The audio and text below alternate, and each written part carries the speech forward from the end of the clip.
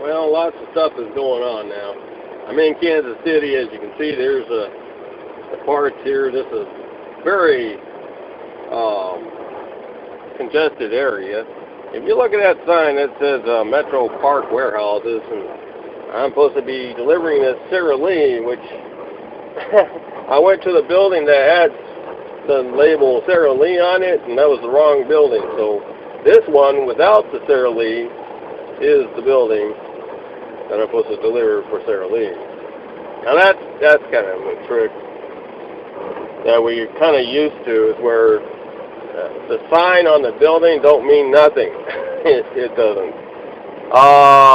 Looks like they're going to try, and just like I thought, they're going to try to get me out of St. Joe to go back home.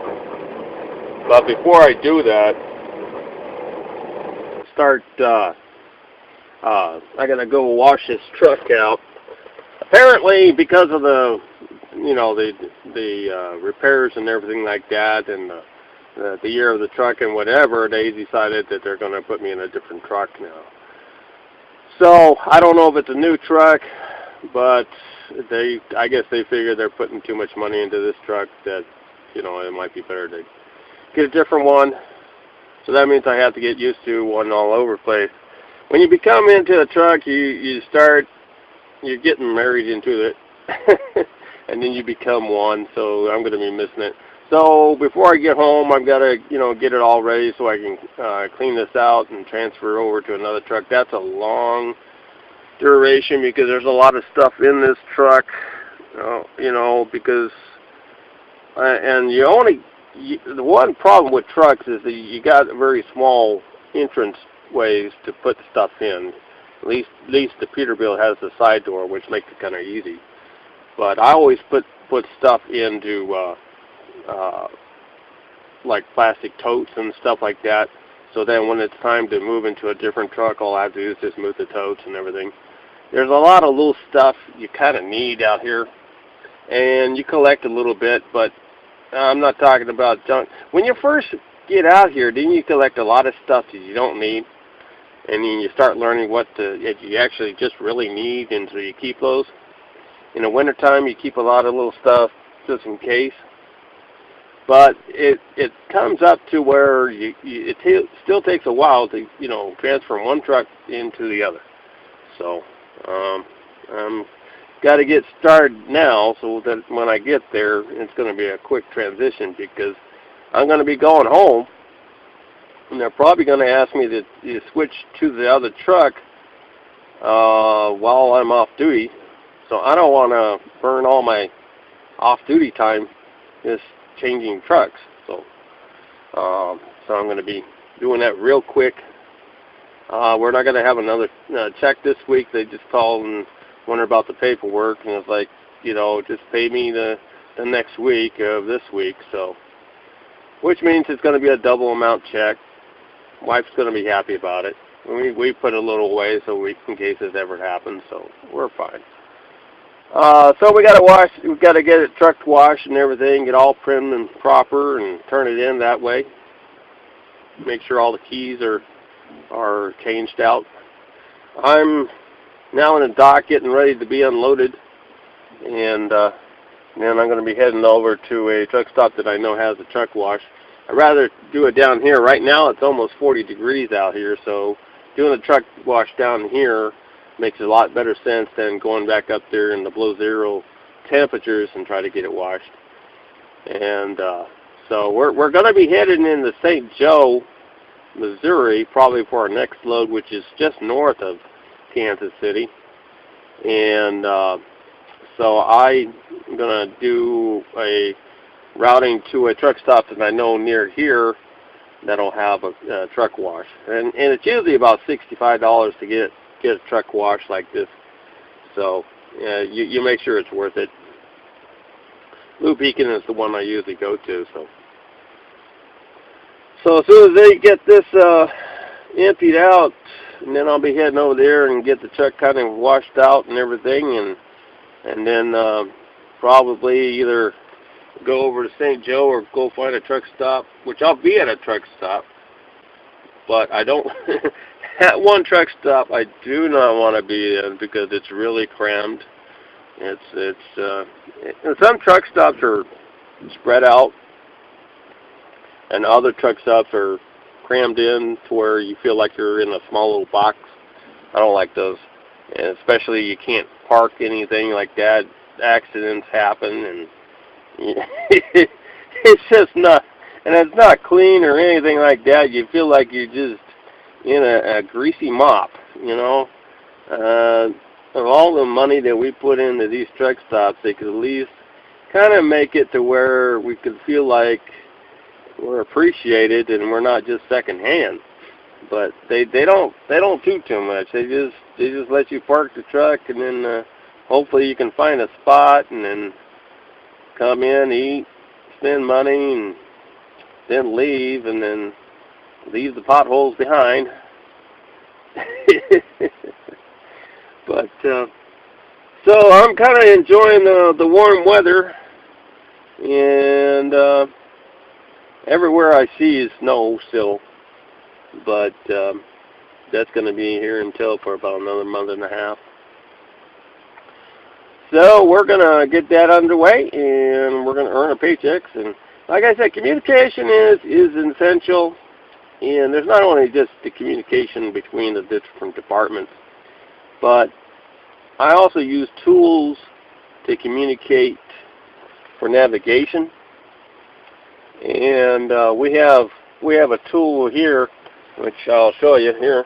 I got a CV, which a lot of times I use, and we have navigation systems, and we have a little satellite system right there. That's a satellite system that we do communication with. A lot of people have Qualcomms. I have what they call InTouch, which is a internet-based satellite system. And so we're always in the middle of communication somewhere. Some places we don't have, good service of airways, but in some remote spots I won't have a signal, but it's very few and far between that I ever get into that spot. And then you have to eventually go find a payphone or something, but very rarely do I have to do that. But you got navigation systems and stuff, and the communication is there if you use it right. And if you use it, then it makes everything else work a little bit better. Doesn't mean it's going to solve all the problems, but you at least know what you're dealing with. And not everybody's in the blind. They want to know what's going on. Just like payroll, they haven't seen my paperwork yet, so they gave me a call. Hey, and then they call me directly, and I tell them what the problem is and what I can do, and so it's a direct communication, which is what I like. So we're going to get underway, and we're going to wash this truck, get her all primed and ready, and then we're going to probably get a ride to go home. Yeah, I'm looking forward to it. All right. Enjoy the view, and let's get going.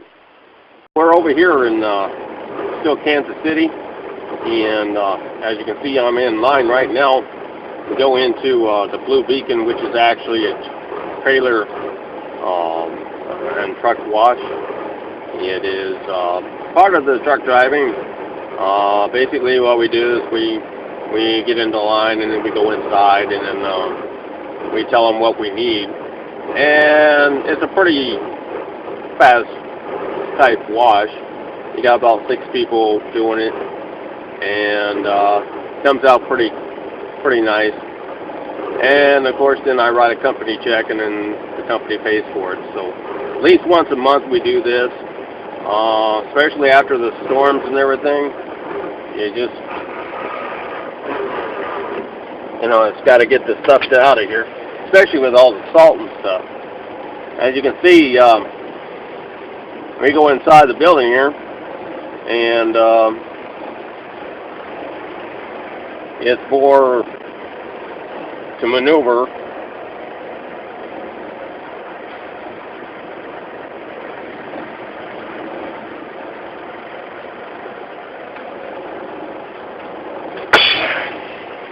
Anything, and basically right now we're just waiting for them to get here. But basically, we get a basic wash. Have to wash the undercarriage, and we try to get some Rain-X on it, so that way we can protect us from the weather. And it comes up to pretty much about $65, $70. Sounds expensive, but in there you've got about 6 people doing it at all one time. And it's got to be nice. It's got to be good. So, you know, if you want good results, you got to pay for it. It's not like a car where you can just go in there and pay for like 10 or 20 bucks. But there is some truck wash bays that you can do for yourself. I kind of use that during the between the months and stuff like that. Hose it down, but never had a chance this time. So last time I had it here, it was pretty dirty. And right now, I got plenty of the weather on me. So when she comes out, she's going to be nice and shiny. So and that's always good. So, so we're going to have fun. Hell, we got done with the wash, and we're going to have to go back in to get paid for. They weren't in the office to do the comm check, so we had to pull out so we can get out of people's way. So we're pretty much done, and we're going to check out the truck. Make sure we're out of the way here.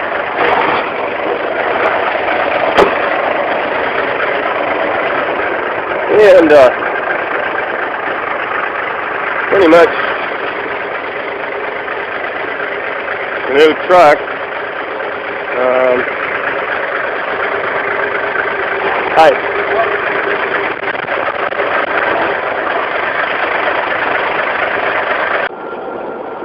This is the end of the week. It's Friday.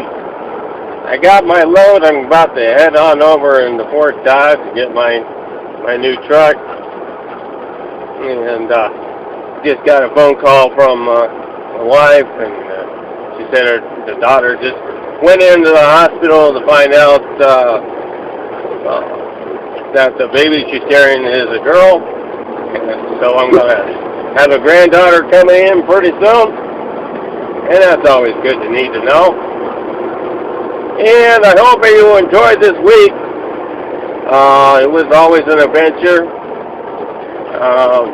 We're going to be starting next week with a new truck. And looking forward to it. We're going to be going down to Indianapolis again. Hopefully not to stay. And enjoy. Let's see, what's the next list on there? List on the list? Oh yeah, that's right. Home time. That's a very neat subject. We're going to be discussing about the benefits of home time and different things what you can do on home time.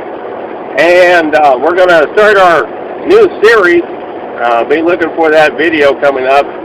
It's going to be for the ministry series for those Christian people that like to get into Christian trucking or any type of Christian activities. We're going to have a really good time.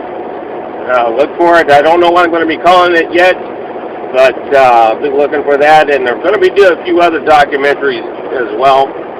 But I hope you enjoyed this week. Like I've always said, it's an adventure, and you never know what's going to happen week to week. And you just gotta go with it, and it's what you do with it that makes it count. So I'm going to be heading on over to the home, and I'm going to have a good Valentine's weekend, and I hope you guys do too. And I'll see you later.